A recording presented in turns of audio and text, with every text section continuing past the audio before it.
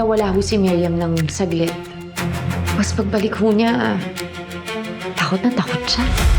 Gob, ano plano natin sa bata? Palagay ko alam niya yung mga pinapag-usapan natin. Andun naman si Miriam bukas sa event. What about Miriam? Mateo, iisa lang ang kalaban natin. At yung kalaban na yun, ikaw ang tina-target. Kaya ako nakulong kasi namatay kasi yung suki ko. Sa tingin mo, sino naman ang gumawa? EMP. EMP? Mateo! Jesus! Mayor? Papaparil mo ako?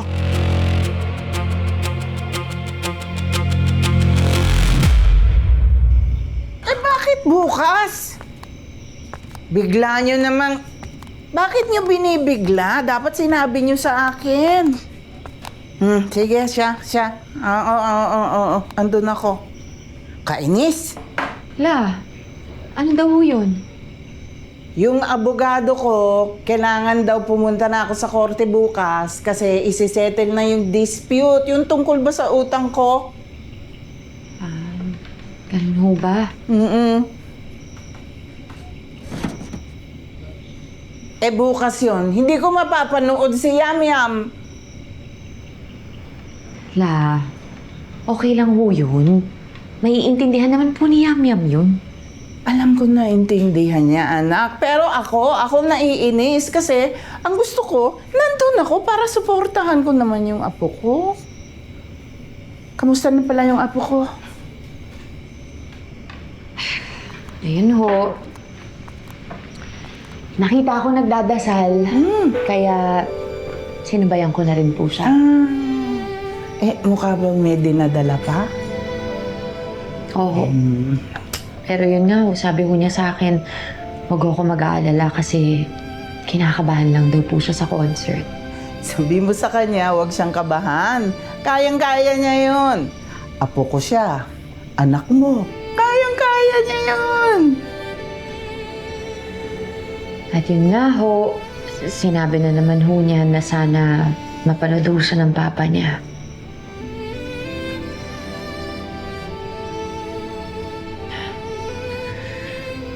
Nakakalungkot lang ho kasi pangarap ho ni Mateo to eh. Naalala ko ho nung nalaman ho namin na may problema sa pandinig si Miriam. At sabi ni Mateo, gagawin po niya ang lahat para suportahan ang lahat ng pangarap ni Miriam.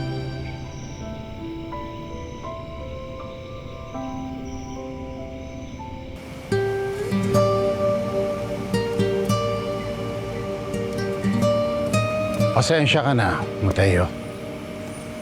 Hindi kita papayagan umalis.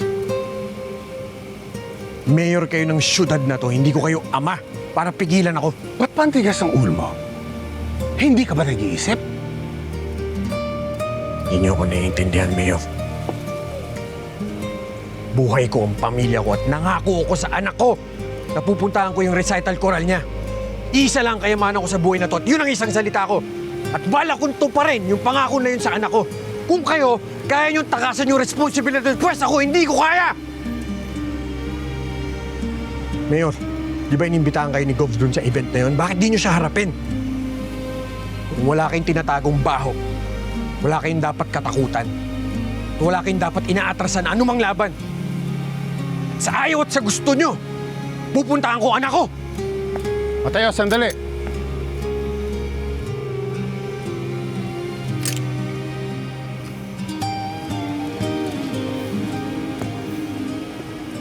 Kung talaga hindi kita mapipigilan, nasasamahan kita.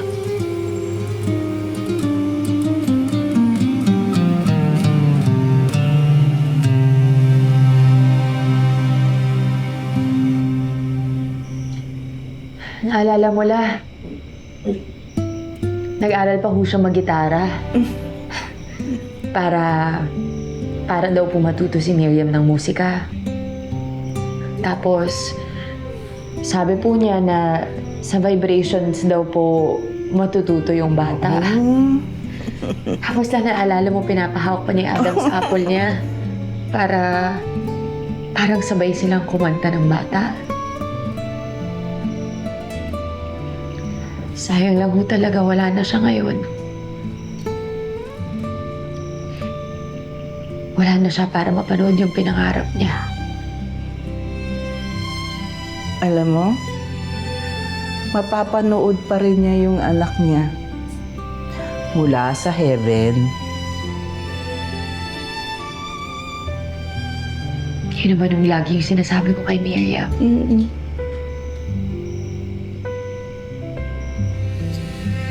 Sana lang ho talaga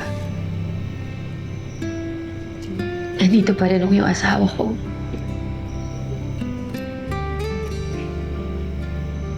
Miss na ho talaga namin siya.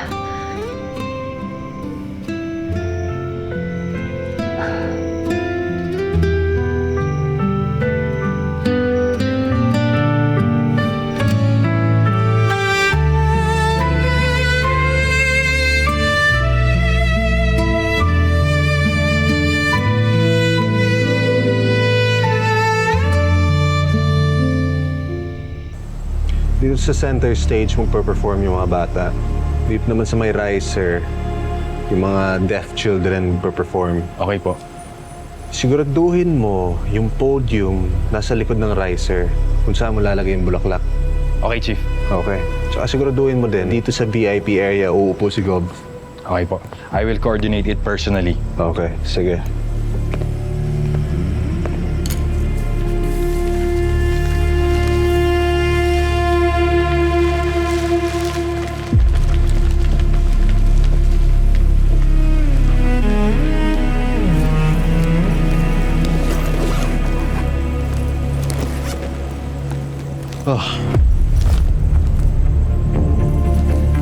Saan kayo pupunta?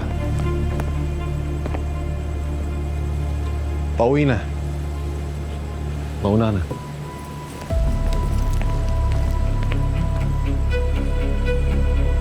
Kanina ko ba pinagbabasdan ng mga kilos ninyo? Ano pinaplano ni Dad? Boss?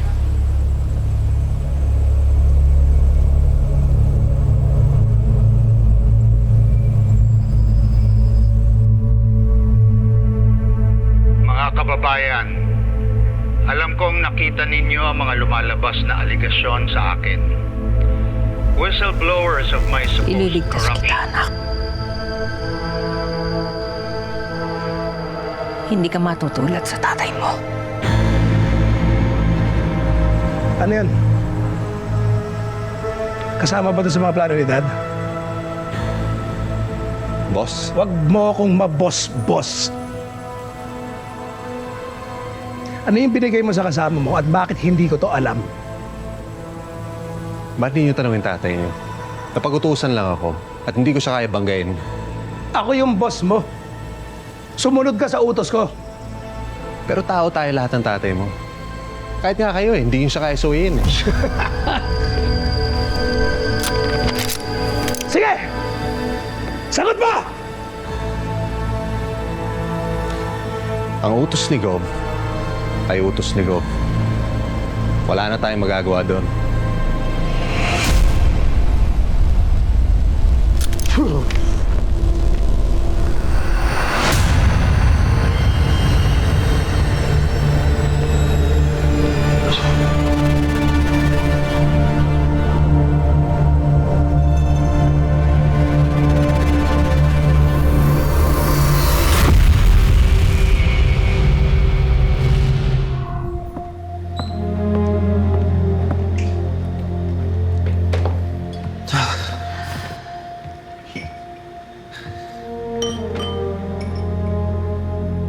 Anong nangyari? Bakit ganyan ang mukha mo? Wala to. Okay lang ako. Okay, ganyan ang mukha mo? Para kasing nasisira ang plano, ma'am eh. Anong nasisira? Saang banda? Kasi si Mayor gusto nang tumiwalag. Tapos si Cho, pasaway. Si Gaspar, bumabango ang pangalan niya sa mga tao. Kumalma ka.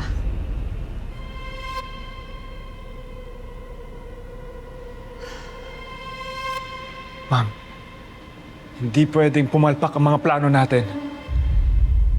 Aaron, hindi tayo papalpak. Tandaan mo yan. Si Mayor David, ako bahalang kumausap dyan. Yan namang ginawa ni Gaspar. Mangyayari talaga yan. Kaya nga mas lalong hindi tayo dapat tumigil.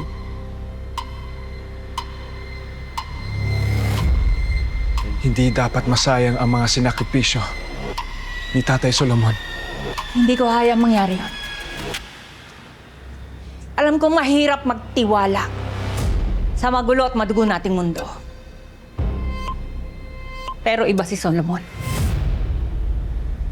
Mas pinili niya maging mabuting tao. Kahit minamaliit na siya ni Gaspar.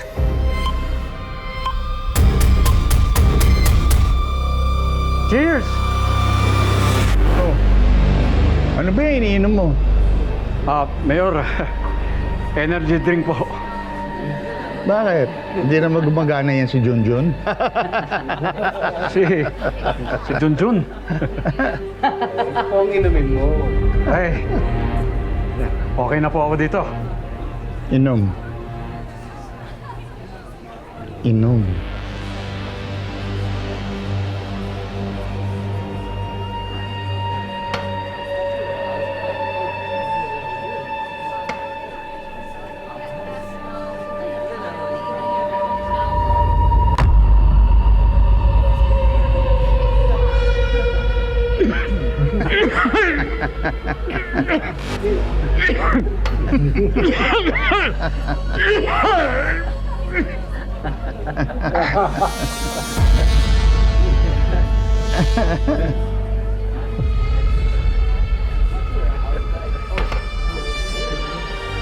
Excuse me po.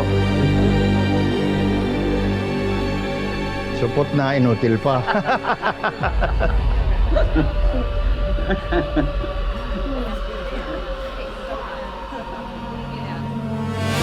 Isang high-value suspect na kinikilala sa alias na Marcelo Ignacio na umano'y kabilang sa isang organized drug syndicate ang natagpuang patay ilang oras matapos maaresto ng mga otoridad.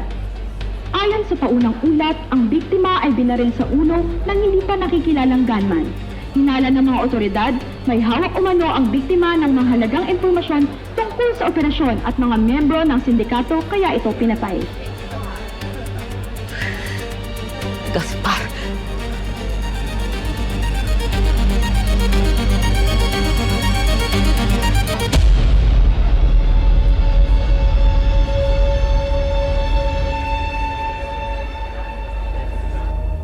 Sinungaling ka!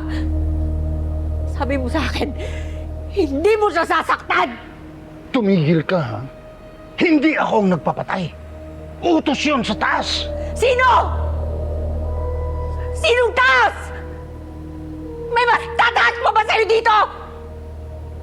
Mayor ka! Takot lahat ng tao sa'yo dito! Hindi mangyayari yan kung hindi mo pinayagan! Kung gusto niya, gusto niya. Wala kang magagawa. Pero ikaw meron! Bakit? Takot ba kayo na ilalaglag kayo ni Daddy? Kaya inunahan niyo siya? Tumahimik ka, ha? Tumahimik ka! Kawalang yamo. Wala ka nang ginawa. Di ba tayo ng mga tao mahal ko? Sino, ha? Sino? Sino? Sino? Si Manuel? Si Manuel? Ay mahina yun eh. Uto-uto. Kagaya ng tatay mo. Bakit nibuhan mo? Tandaan mo. Ako magsisiwalat ng kabahuan mo. Hindi ako titigil. Hanggat di kita nakikitang nabubulok sa kulungan. Sige, subukan mo.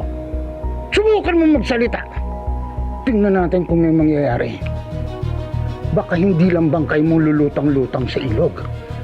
Baka bangkay din ng anak mo. Ang anak mo! Anak mo rin siya! Anak natin!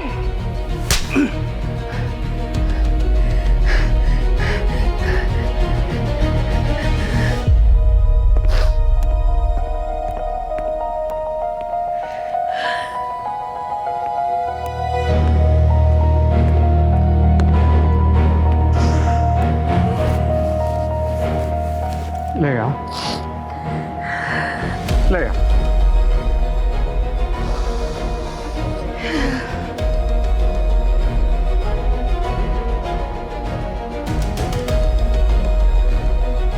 May maitutulong ba ako sa'yo?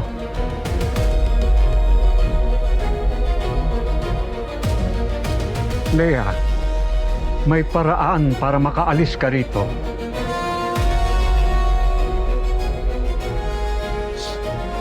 Anong ibig mong sabihin?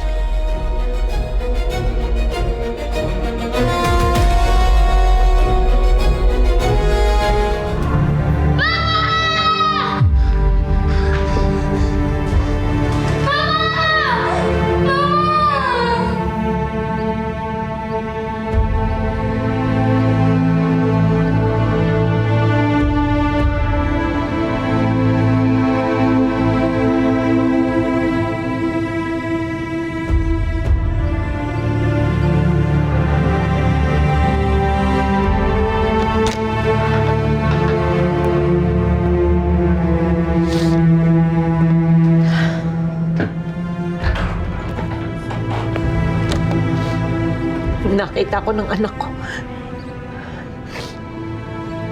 Iniwan ko yung anak ko.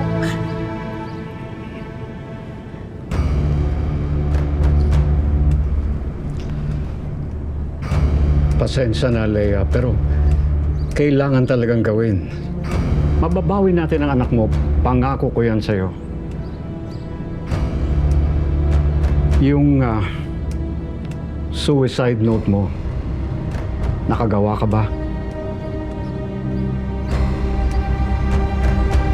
Ang tanging hiling ko lang ay makremate ang aking katawan para hindi na makita ni Joshua ang itsura ko ng walang buhay. Alagaan mo ang anak natin. Pakisabi sa kanya. Mahal na mahal siya ni Mami.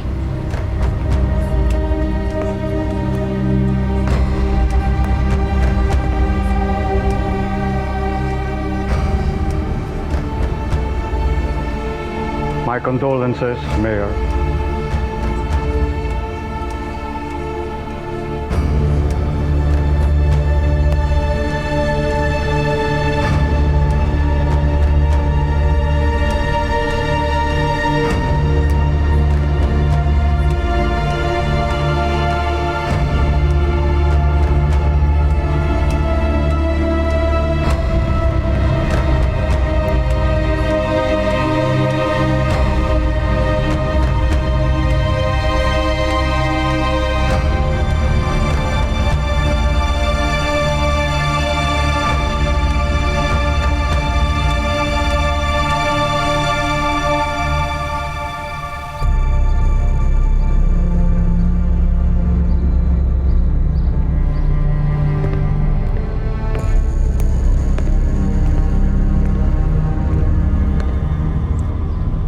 Lea,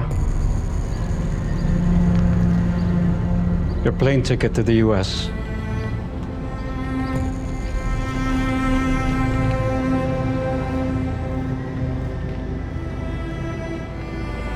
Paano yung anak ko? Naniwala si Gaspar sa pagkamatay mo, kaya't mas mabuti kung lumayo ka muna. Delikado kasi kapag may nakakita sa'yo, baka mabaliwala ang buong plano natin. Ako na ang bahala sa anak mo, ha? Huwag kang mag-alala.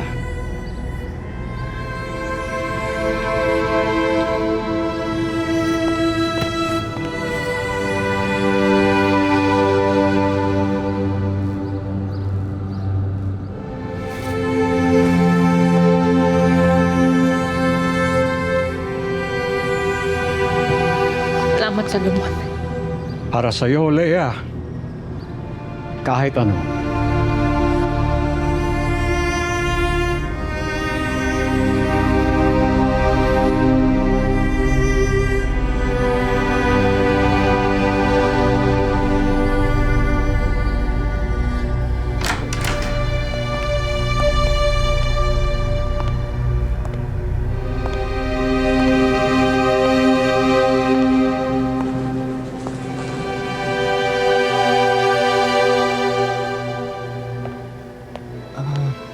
Kayo po si Ma'am Lea?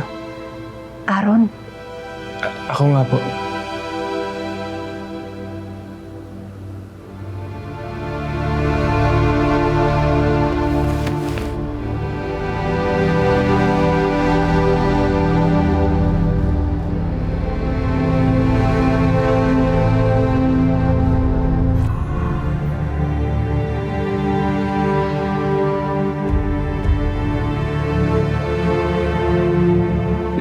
sa akin ni tatay, kayo daw ang tawagan ko.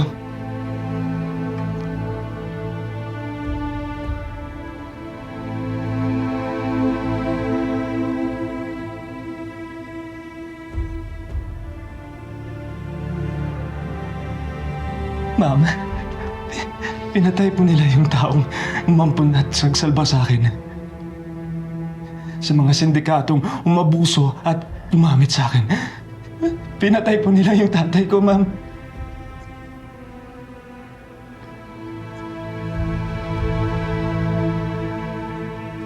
Huwag kang mag-alala. Gaganti tayo. Ma'am.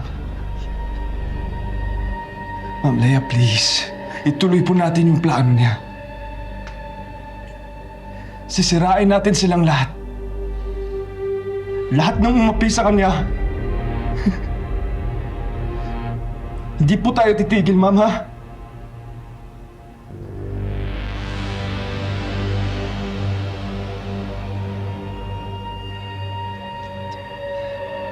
Inumpisa nila yung laban.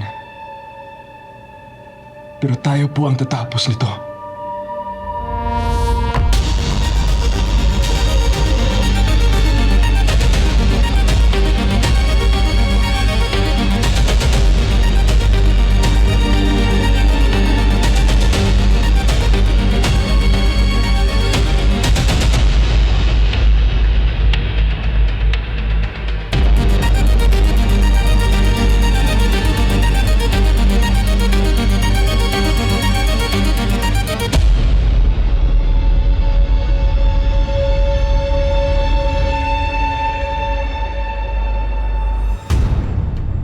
Yes, go. Handa na ba lahat? May problema ba? Paano kung hindi na lang kayo tumuloy? Anong ibig mo sabihin? Baka kasi magkagulo eh. Mayor, may checkpoint. Matayo, magtago ka. Bakit? Nag-text si Mayor, sabi niya, pinuntahan ni Cho ang pamilya niya sa simbahan mag-isa. Laro muna tayo. Umaya ka na, kailangan ko puntahan yung anak ko. Quiz, Chok. Ano man magyari, lahat ng ito may kaputihan sa huli.